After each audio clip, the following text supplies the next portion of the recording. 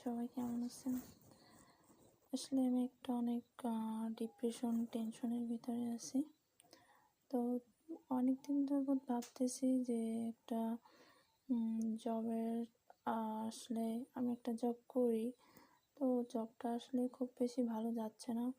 ওখানে অনেক বেশি কথা, অনেক পরিশ্রম, অনেক সমস্যা হচ্ছে। দিন দিন এতটাই খারাপ দিকে যাচ্ছে যে আমি এত কষ্ট করি, কিন্তু দিন শেষে আমার সেই কষ্টের সফলতাটা আসে না।